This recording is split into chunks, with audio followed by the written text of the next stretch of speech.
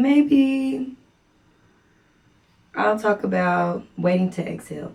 I kind of like talking about movies and TV shows. Hey y'all, it's your girl Brittany Ann Evans, aka Nene, aka Nah, I'm just kidding. But my name is Brittany Ann Evans, and I'm a part of the Evans family. I would like to give a huge shout out to my Uncle Chris for making this possible, this room, this space in my grandfather's house. I am so honored to be a part of this family and to be able to use my gift and to hone in on my craft. Okay, enough about that. So you guys are probably wondering what this is called, what I'm doing, like what's going on. So I am introducing my first podcast, and this is entitled Conversations with Myself, including you. And that was inspired by my Uncle Chris, of course.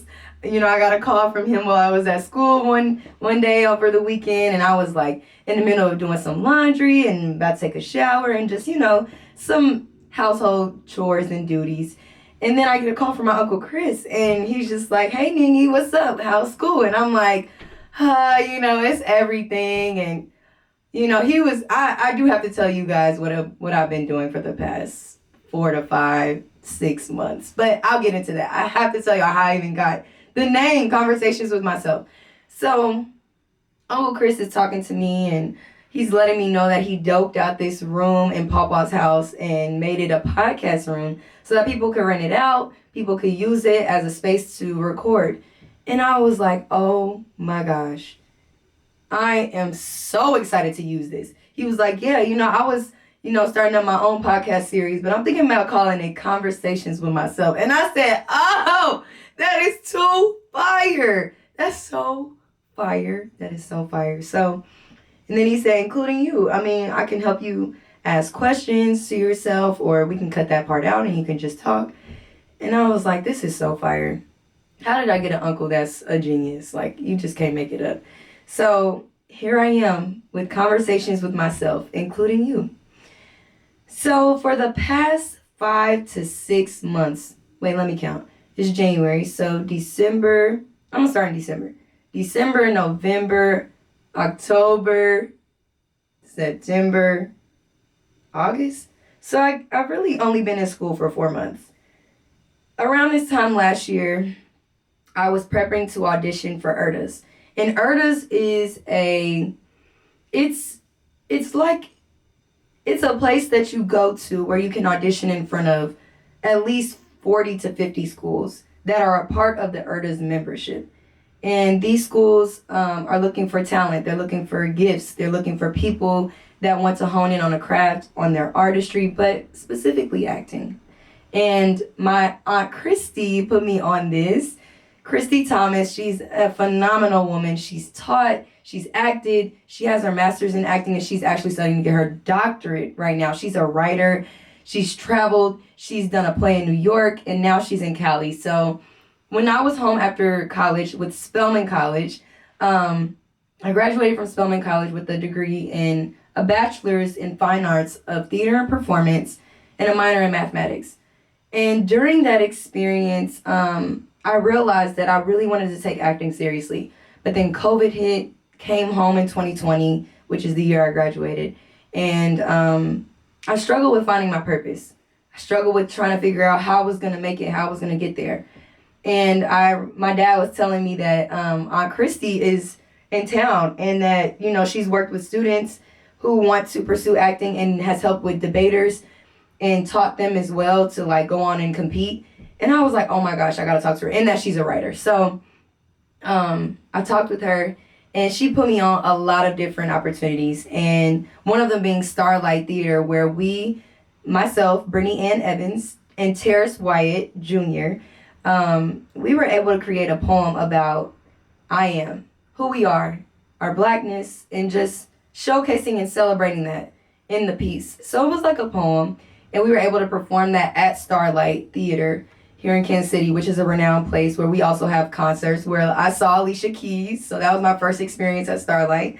But it's right across the street from Swell Park, which is where we used to skate outside and have picnics and events around the city. Okay, back to what I was saying. Miss Christie, TT Christie, Aunt Christie, you know, same, tomato. That's when I told her that my friend Daniel, who is also an actor, who is amazing, his birthday was just yesterday. Happy birthday, Daniel. He inspired me to audition for Yale. And I was like, I do not want to go back to school. I have been through school since high school all the way to college. Like, I'm done with school. Like, I really want to be done. And he was just like, can you please just do this with me? I mean, you don't have anything to lose. And I was like, fine, as Beyonce would say.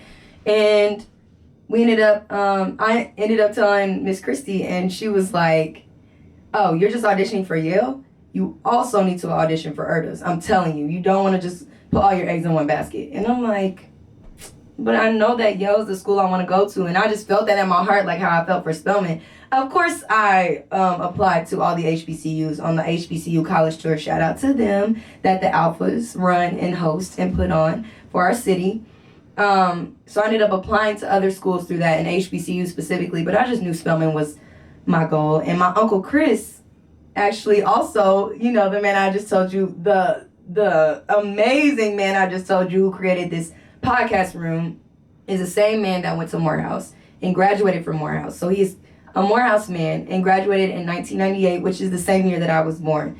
So that inspired me as a young girl to go to Spelman College. And I knew Spelman College was the school for me. And even if I had no other choice. Like, if it wasn't Spelman College, I probably wasn't going to college. No, I take that back. I was definitely going to college. But I kind of felt that in my heart, and I was kind of getting that same feeling about Yale and how I want to go to their grad program and study acting. And then she was like, you got to do Erda's. I'm telling you, trust me. So around this time last year, Daniel and I was working hard right in this building, in my papa's house, literally on our mini stage over here to my left. And I'm telling you, we were working almost every day, rehearsing our monologues. And I memorized like 5 to 6 monologues, just in case. You know, you have to have some underneath your belt. And I memorized like 2 Shakespeare monologues that Miss Christie put me on. And then Daniel also memorized some Shakespeare monologues and some other pieces. And we were just working hard. Like, we just wanted Yale and the other schools to just look at us so bad and just recognize what we have to offer. But nonetheless, did not get even a second look at Yale. I auditioned once, and I was nervous. Like, I met this girl, and she ended up attending Brown University, and then she wanted to study acting at Yale. And another fellow Black woman, and we instantly clicked, and we ended up getting paired into the same group because they split us up into different groups to go into audition rooms and audition in front of different professors or even the chair of the department. So her and I got paired in the same group, and we were so excited. And we were just motivating each other, encouraging each other, and I wore heels. I mean, I looked cute. I was dressed up. I did my makeup, my hair. Like, I was so excited to give my all and give my best to Yale. And then I got into the room, and there was a senior at Yale in the acting program, and it was another fellow professor. And it was just 2 people in the audition room, and then it was me. And then I introduced myself, and I said I was doing Barbecue by Robert O'Hara Marie, which is actually the role that I played in January of 2022 at the Kansas City Melting Pot Theater. Or was it 2021? No, it was 2022. And then I auditioned for Yale in 2023. So it had been a year since I did this piece. And it was my baby, y'all. Like, this monologue was so fire. If you have not seen this play, Barbecue by Robert O'Hara, you should definitely check it out. Anyways, I basically went in confident, knowing that I knew this in my sleep. And when I did it the first time, I felt good. Like, I felt like I was storytelling. I was doing what I needed to do in order to portray Marie in that moment. And she asked me a few questions. Then she asked me to do it again. She wanted me to take my time. She wanted me to talk slower. And she also wanted me to imagine the people that I was saying in the monologue and to really imagine the story that I was unfolding. And I thought I did that in the beginning. So when I tried to do it again, I ended up messing up the words of the guy I was talking about. And I said his name for somebody else. And y'all, I was too in my head. And she just said, thank you. And I said, oh my God, I can't believe it. I can't believe it. Did I just blow my chance? But then I talked to my friend afterwards and I was like, girl, I can't believe this. And then I called Daniel because Daniel actually had his audition after mine. So I was like, Daniel, this is what happened. This is who I saw. This is like everything. And I felt like I did good, but I don't know. I mean, the second look might still come out, but we just gonna see. And then my friend, she got the second look and I was so happy for her, like ecstatic. And she's just such a genuine soul. And I just know that she had the talent and the gifts to succeed in this industry. So it was just a blessing to see her move on. And then I ended up going home. Well, I didn't go home, but yeah, it was my time to leave. And Daniel did his, and he did not get the second look either. And then we were like, okay, well, it's time to get back on the road. We on our way to Chicago for Erda's. So from there, Connecticut was a beautiful place. I actually took a train from Harlem, which was cool, like super cool. And yeah, I traveled to New York from Atlanta because I was in Atlanta with Emea. Stayed with her, one of my sister friends from Lincoln High School, who also attended Spelman and is living in Atlanta now. So I went and auditioned for Erda's, and I was feeling myself. Like, I was confident after I done basically not bombed Yale's audition, but I just felt like I really had nothing to lose at this point. And I got that one, that most nerve-wracking audition out the way. So then I could kind of ease into Erda's. And I knew that there were a couple schools there that I wanted to attend. But, you know, I was going to let God lead me. And I was also fasting at this time. So I was fasting from social media. And I was also fasting from boys. And I was also fasting from drugs and alcohol to really hone in and focus on what I needed to in order to succeed and just be at my best self and to detox all the toxicity and negativity that was in my body from previous years. And I just wanted to let all of that go so that I can be fully present for my audition at Erda's and Yale. So when we got to Chicago, I stayed with my sister, my twin sister, Brooke Evans. Shout out to her. She's in law school right now, her last semester. Thank you, God. Thank you, Lord. She had did a long 3 years at Chicago Kent Law School. And it's a blessing. It's such a blessing to see her follow her dreams and truly accomplish what she set out to do. Like, it's so inspiring, and I'm just so grateful to have her as my twin sister. So I stayed with her in Chicago, and I'm like, she's taking me to the audition place, which is at the hotel downtown. And thank God she lived downtown, so we didn't have to travel far, but I'm telling you, y'all, was so excited. And that low-key was one of the best experiences I've ever had, auditioning for Erda's. I met so many people from HBCUs, from PWIs, and my own Spelman sisters. And I was able to talk with them about what they're experiencing at Spelman now, and just rooting for them, being there for them as much as I can. And yeah, us preparing for our audition for Erda's. So, long story short, I audition in front of a room of at least 50 representatives from 20 to 30 schools. And I ended up getting cut off at the two. Okay, so basically you only have, I think, 2.5 minutes to perform your pieces. And they wanted to see 2 contrast pieces. So that means you could do a comedic piece and then you can do a drama piece, or you could do like a comedic piece and you do a Shakespeare piece. I mean, you could just, flip-flop. So last minute, I chose that I was going to do barbecue. But barbecue was like a minute in like 30 seconds. So I was nervous because I'm like, if I don't do nothing else, I know barbecue is going to be the one. So I ended up doing that one, and I ended up switching it last minute to not a Shakespeare monologue, but a dramatic monologue from August Wilson, Piano Lesson. And that was Bernice. And I know this like the back of my hand, y'all. I can say it right now. Y'all ready? Okay.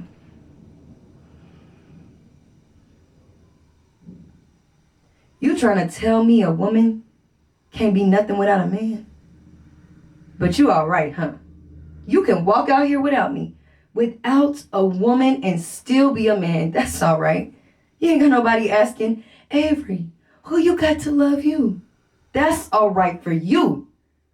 But everybody got to be worried about Bernice. How's she going to take care of herself? How's she going to raise that child without a man? Wonder what her life going to be like. How's she going to live with herself? Everybody got all kinds of questions for Bernice. Everybody telling me, I can't be a woman unless I got a man. And that's where they stopped me. Mind you, it kind of feel like that's the ending, but I'm telling you, I had 2 more lines. And the last 2 lines were, will you tell me, Avery, how much woman am I? And then that's it. So technically, I feel like it was okay that I didn't get that last part in because I got my point across. They knew. So they raised their hand and said, thank you. And I was like, can't believe they just cut me off. That was kind of boosty, but it's okay. So they cut me off and I'm like, thank you. And then everybody started clapping and I'm like, okay, so I must have did good, you know what I'm saying?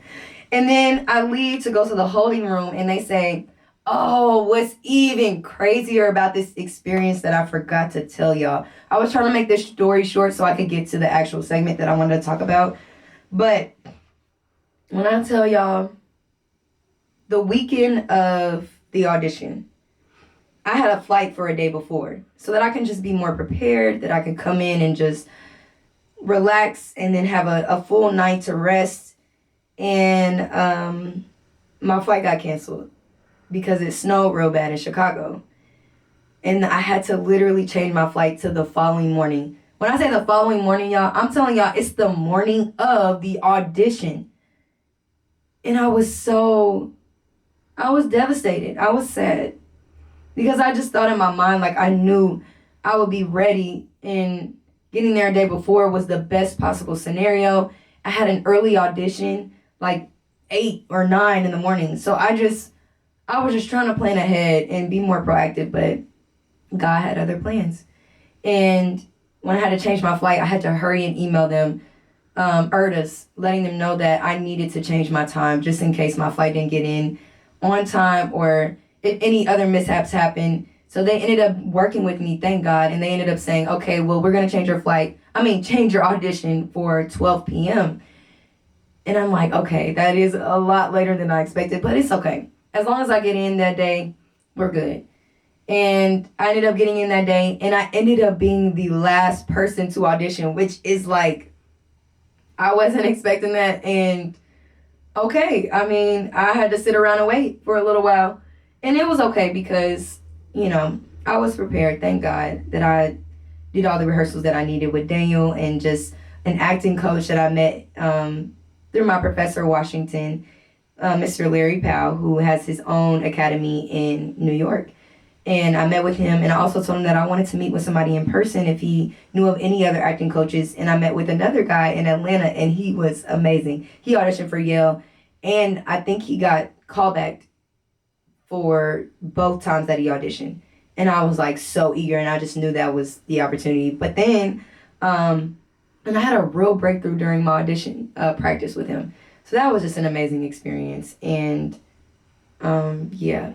So I really worked hard, and it paid off because once I got my callback sheet through email, I got a callback for 3 schools, and this was my first time doing ERDAs, so this is kind of like not unheard of, but it's pretty fire. So I could pat myself on the back and say I'm proud of myself for that. So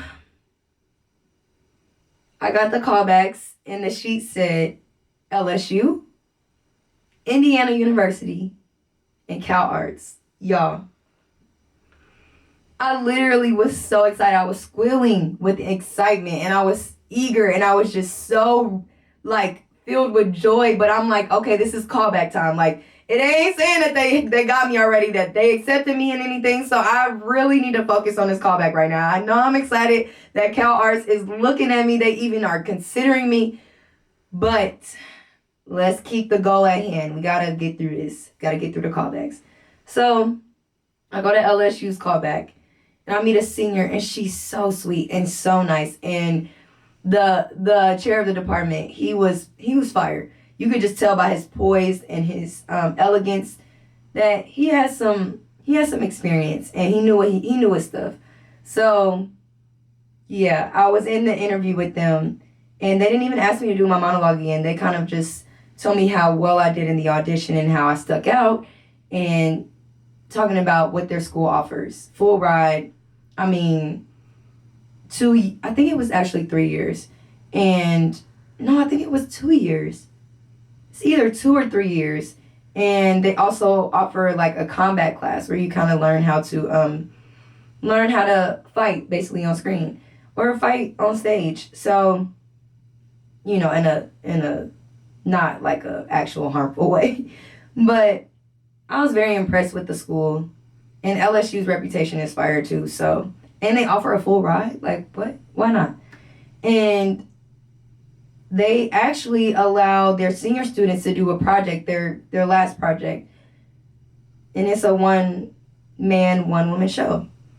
And it was funny because I actually did a one woman show myself here at my grandfather's house as a fundraiser for Brooke's nonprofit organization, B Suites, where she awards scholarships to students in need from Kansas City, Missouri, and who are going off to college.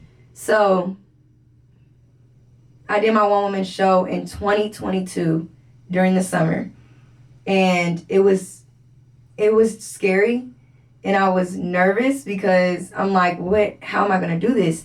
But then I asked for help, and I remember my grandfather's words of him wanting to be there for me when it happens. And he was really rooting for that one woman show. So I just knew I had to do it, like in memory of him, and to also prove to myself that it's possible and I'm capable.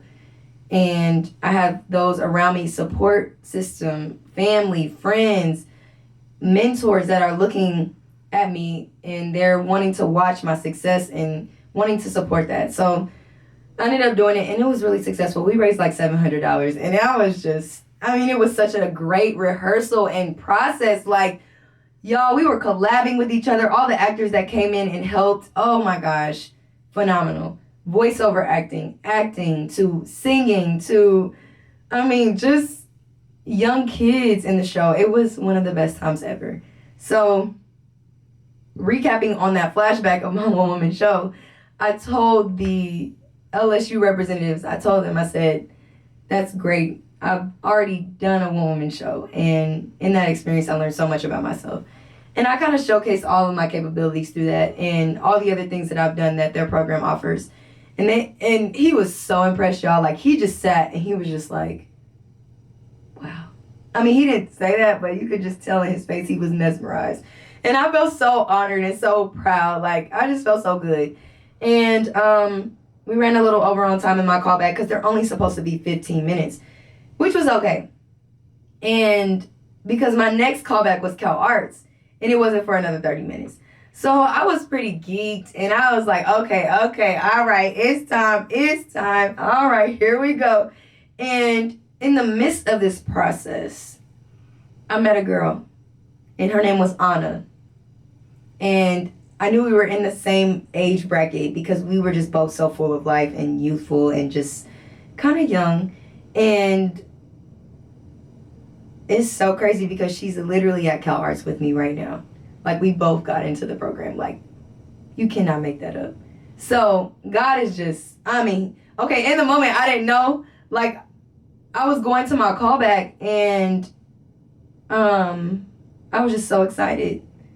I was like super early, and well, maybe like 5 minutes early. And that's early for me because sometimes I'll be late. And no, I'll be on time. Like, if I need to be there at 6, I'm gonna be there at 6. Not like 5:55 or nothing. So, yeah. When I got to the callback room and I saw their poster outside of the hotel room, I was just like, oh my gosh, what am I about to expect? Like, what is about to happen? Am I gonna have to perform my monologue? Who's gonna be in the room when I get in there? Like, I was so nervous, but I could not stop smiling because I just knew something was about to blow my mind on the other side of the door. And someone walks out. I can't remember who it was, a woman or a man, I don't remember. They walk out, and I was kind of close to the door. So when this man opens the door, who is now my Professor Damien, he opens the door and he's like, "Oh, were you listening?" And I'm like, "No, no, no. I'm just looking at the door. Like what?" I was so nervous. He was like, "No, it's fine. I'm just messing with you. Come on in." I come into a candle lit room, lights off.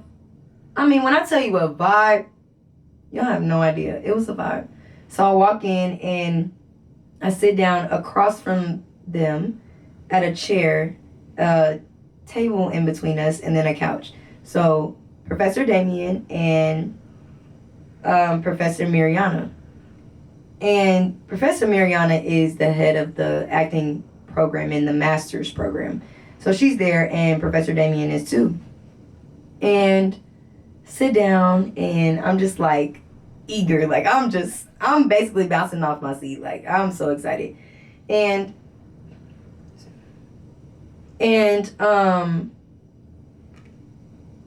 yeah, so then I sit down and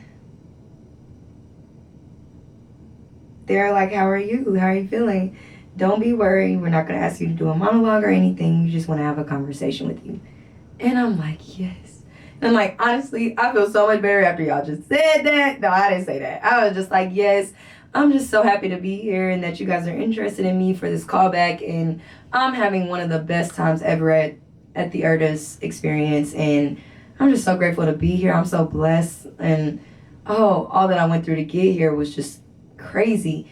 And Professor Mariana, she said, "I know, right? Wasn't your audition time earlier in the day? Like, wasn't it supposed to be in the morning? Like, you weren't supposed to go last, were you?" And I'm like, how does she know that? Did they have a conversation about me? Like, I mean, I had no idea how she knew that. But she knew nonetheless. And I was like, yes, my flight got canceled in Chicago. And I started tearing up, y'all. I am a very emotional person, very sensitive. And it really hit me. And I was sad. And I'm like, you think that you know what's about to happen, and and you plan, and you just do everything you can in your power to just make it happen, and it just doesn't. And that's what happened to me. And she was like, "Oh, I'm so glad that you were able to still come and that you made it here." And she even brought God into it. And I was just like, wow. So I'm in a room with people who are Christians. This is a good sign. This is a green flag. And then she says, "Before we get more into conversation, did you bring your resume?" Y'all, why did I leave my resume in the holding room with my backpack and all my other stuff? So when she said it, oh my gosh, y'all, my heart dropped. I felt like I done folded, I done dropped the ball, and I'm like, oh my gosh. So of course I go dramatic mode. I'm like, oh my gosh, I can't believe I left it downstairs. And then Professor Damien is like, "Wait, is everything okay? You left it where? Do you have is your wallet there? Is your computer there? Like, is this a lot of valuable things that are left down there? Are you sure do you need to just take a moment to go get that? Because we want to make sure that your stuff is safe." And I was like, I mean, it's been in the holding room all day. I've been in and out, I've been talking to people, I've been auditioning, and he was so concerned for my stuff, and I just felt like that was another green flag. I mean, fire. So I was like, yeah, it should be fine. It's been in the holding room. Professor Mariana was like, "Well, that's okay. You'll have time to come back to it because we're going to give you a piece of paper to fill out an evaluation form. And there you can fill out how your experience was, and you can bring your resume. You could just slip it under the door." So I'm like, okay, great. I'm like, yeah, that's fine. I don't have to go get it. And he's just like, "Are you sure?" And I'm like, yes, I'm sure. I think I'm sure. No, I'm sure. I'm sure. So then he's like, okay. So then he relaxes, and I'm like, okay, now I can relax. But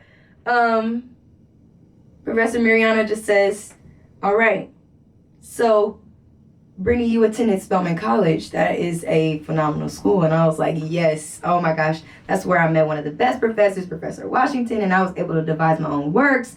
And we were able to act and sing and dance and make our own music. And it was one of the best ever, ever, ever, ever. Just like, that is amazing.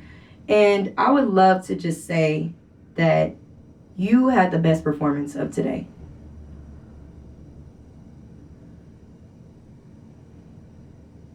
Uh, and she said, we felt like we were your guests in that room. You have a gift. Y'all, are y'all hearing me? I don't think y'all hear me. California Institute of the Arts, the head of the Master's Acting Program, is telling me right now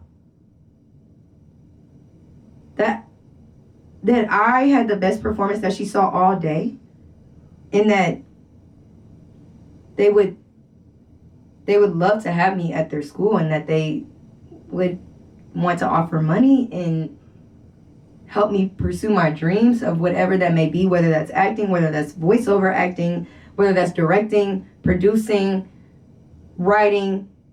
This is a multidisciplinary school, so they are interested in all facets, multifaceted people. And that is the sole reason I want to do this. And I'm like, I immediately start crying again because I'm like, this cannot be for real. Like, I wouldn't have guessed that this would have happened, and it did. And she was dead serious. And Professor Damien is nodding his head in agreement, like, I saw it too. And I'm telling you, it was so fire. And I'm just like, oh my gosh, Cal Arts wants me and I want them. And it was such divine timing, y'all. And the rest is history. Now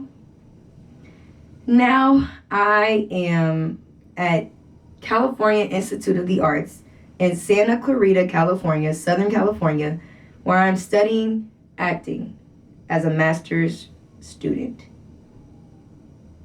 It's amazing. It's everything. I mean, who would have thought my life would have changed just like that within a year? But that's what trusting God does, and following Him and focusing on Him and listening for what He has for you specifically, and not to go based off of what other people are doing and what is going on in other people's lives and where they're going and how fast they're getting there or how slow they're getting there. It just doesn't matter. You can't compare yourself to others. But yeah, and I mean, I had USC looking at me too. They asked for a call back in person all the way in Cali when I was back home, and I had to choose Cal Arts just based on the fact that I felt connected, and this was God telling me that this is where I need to be, and I pursued it. So I've been at Cal Arts for one semester so far, and I go back next Sunday. Well, this Sunday coming up, and next Monday we start classes. So yeah, for the spring semester. Just reminiscing on that experience really, really fills my heart and just helps remind me that I'm on my way, y'all, for real. And it feels good. So, all in all, over the course of that semester, I learned so much about acting, to the point where I am so overwhelmed with knowledge right now that I could literally talk about it for days and hours on end about what I've learned, and how I'm just changing day by day as I exercise these new practices. And I'm just so excited to show the world, even though this year we are only supposed to be focused on the academics and what they're teaching us, and how we're applying it in rehearsals with our directors and our company. And it's just, sometimes I am so ready to just prove myself. But then I have to slow down, and I really have to take a breath and appreciate where I am, and to enjoy the journey. We are so quick, and I know I'm not the only one. We are so quick to get straight to the outcome or to the end results. And that's what we call end gaining in Alexander technique, which is what I'm learning now this year. And I don't want to do that. I really want to stay present and acknowledge that where I started is not where I am now. And I know that where I am now is not going to be where I'm going to be at the end of this semester, or even a year from now, or even 2 years from now when I'm graduated. So, all in all, I have learned so much about myself, my limits, going beyond my limits to keep myself encouraged, meeting new people, being vulnerable in front of them, and giving myself grace. I'm not going to be good at everything. I'm not going to be good at speech and good at voice and perfect at movement and perfect at Alexander technique. But even if I am, I may be like that at the end of these 2 years or 3 years. But right now, I'm just focused on day by day. My grandma, Pamela Goodwin, always says, just take it day by day. And that's what I'm doing. And although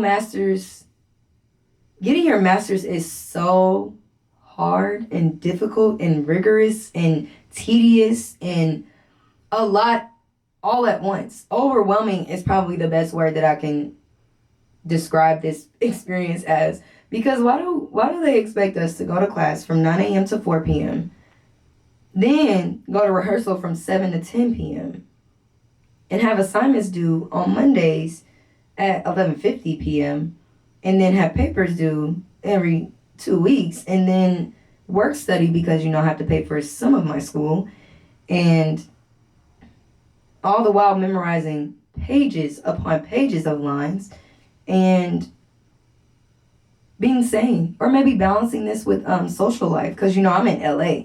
I'm close to LA. At this point, I can literally go out and hit the scene and meet and network with celebrities and actors and writers and performers in my field. I gotta have a balance at some point. So it is a lot to balance all at once. But I know that it's worth it. And I know that the impossible can be possible with God. So as much as I say that it is, it literally takes everything out of me every single day. It's worth it. It's definitely worth it. And over this winter break, thank you, Lord, for a break. Y'all, I needed a break so bad. This month break, oh, God has blessed me with rest.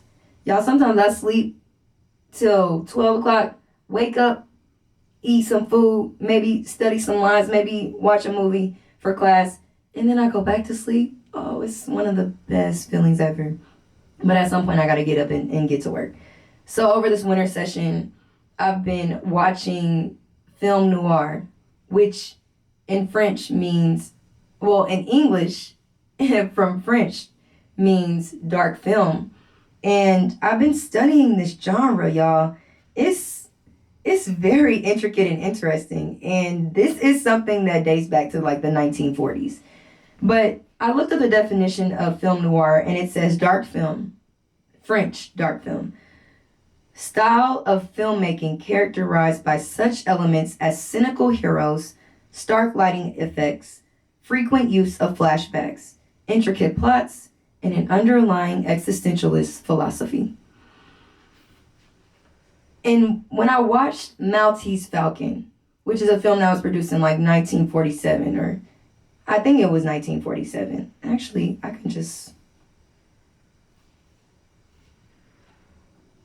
This movie was recommended by my professor, Marissa, at Cal Arts. It was actually produced, in 1941. Maltese Falcon. Rotten Tomatoes gave this rating 99%. And then IMDb gave it an 8 out of 10. So this movie is very, very renowned. But when I watched it, I was like, this is kind of boring.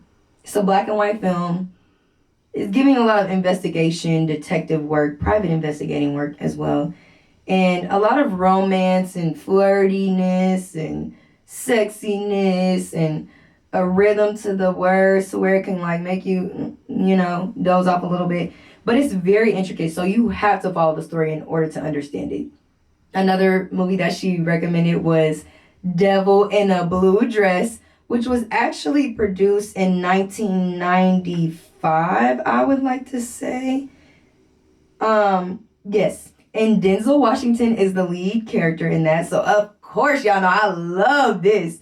And it was, I I hadn't seen Denzel Washington in a young movie since like Training Day when my dad made us watch it like a while ago. But when I watched it, I was like, oh, he was sexy. He was fine. And he kind of played on that in this movie to use his charm and to get what he wanted. Which that leads me to the cynical heroes piece of it. Because that cynical means believing that people are motivated purely by self-interest, distrustful or human sincerity or integrity, concerned only with one's own interest and typically disregarding appropriate standards in order to achieve them. Which I battle and struggle with when I watch these movies because low-key, Denzel Washington in this movie had a pure heart. Like, he wasn't really trying to kill nobody, and he was trying to not fall into temptation of having sex with this woman with his friend in the other room. I mean, ridiculous. In real life, that you better not be doing that because that's not okay. But he had to get the information he needed in order to follow out this job. So it's pros and cons to what this private investigating work comes with. But the specific movie that I watched today was Out of the Past. And this movie was produced in 1947. And it was a noir thriller movie. And the lead actor in this was Robert Mitchum. And I really liked his character. And it was so crazy because in this movie, it started off with him being by the river with a woman. And they were kind of enjoying this afternoon together. And it was very romantic. And that showed us the romantic side of him. And which led into more of the story. And this woman that he was with, he ended up having to tell her about his past. And that his name wasn't really Jeffrey Bailey. It was like Jeffrey, I think it was Jeffrey, started with an M. His last name started with an M, like his real name. But yeah, basically he had to explain to the woman that he was with about his past.